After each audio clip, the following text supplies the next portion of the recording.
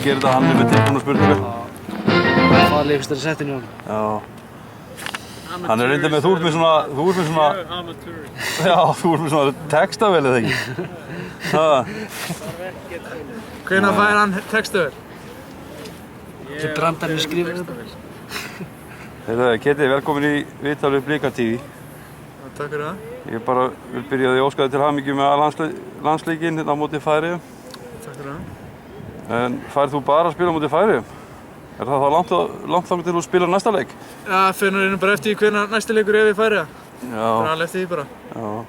Er það ekkert á dagskránni? Nei, ekki svo ég veit allan eitthvað. Ég hef verið að tala við Kási og spyrja á því bara. Hvernig fannst þér að spila með landsliðinu? Það er bara frábært, virkilega gaman og mikið stolt og heiður að vera valinn í þetta og vera að taka þátt í þessu.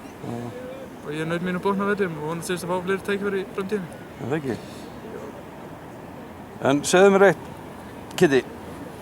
Finnst þér mikið álag á íslenskum knattspyrnumönnum? Bara, ertu að tala sumar okkar í heilta núna eða í gegnum tíðina? Í gegnum tíðina?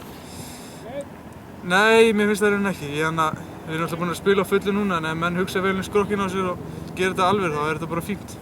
Æfa minna á að spila meira, það er ekki það sem allir vilja. Já. En hvernig þetta búið að vera núna síðustu vikur? Búið að vera mikið álag á okkur. Hvernig hafið þið komið út úr þessu?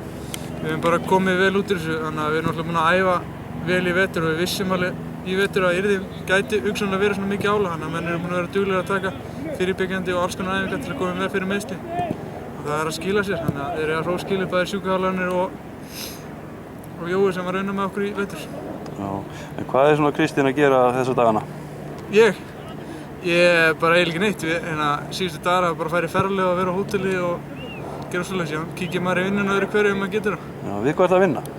Ég var að vinna á Kópavogsvelli en ég var að hætta í dag. Skólinn er núna að byrja á mánudaginn. Já. Í hvaða skóla ertu? Ég er í Háskólanum í Reykjavík. Og hvað ertu að læra þar? Í rekstrarverkfræði. En ef ég spyrir þig, ripp, rapp og... Kristinn. Segir Kristinn og við kveðjum hana sinni. Svo, hvað vil ég segja við Blika stuðningsmenn fyrir KA-leikinn?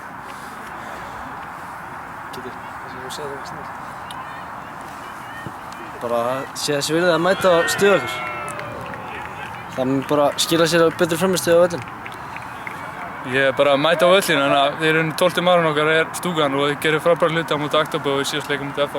Bara halda þeir áfram og stefnum á að vinna leikinn. Takk fyrir þetta. Bíddu. Þetta er ekki frá þér. Jú. Þetta er ekki frá þér, nei. Þetta var að koma frá mér. Ég bara... Það er kjaftaði. Ég fór að hugsa þetta. Ég verði að spyrja hana þessu. Sé tár á hvörmum. Já, eins og hvarmar við. Það er að tippa hérna.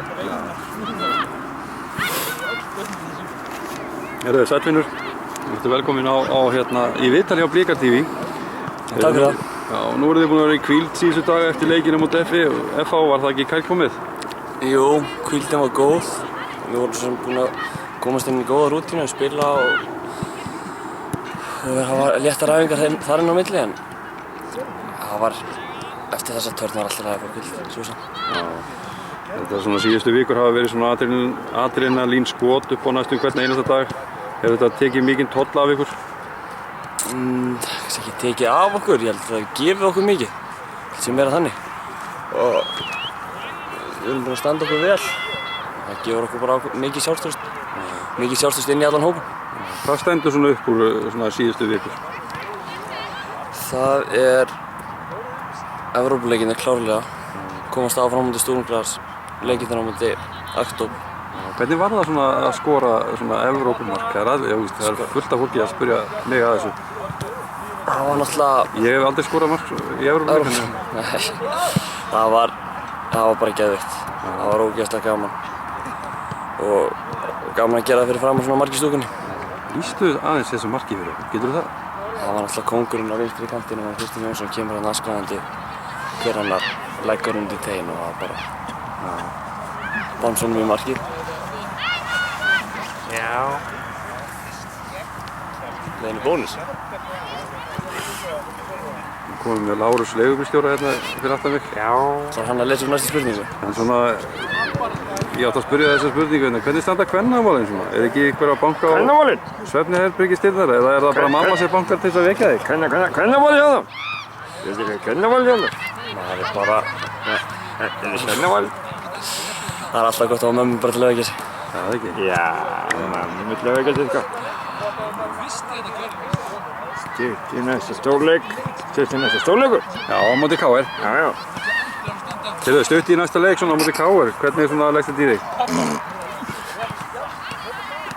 Hann leggst mjög vel í mig.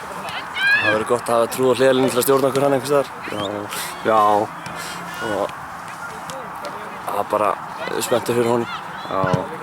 En nú ertu búinn að fara svona, búinn að vera út á örkinni, svona, þú ert búinn að fara til Andorru og þú ert búinn að fara til Graz í Austuríki og nú síðast í Kazakhstanland, svona land vonar og kristinna trúar.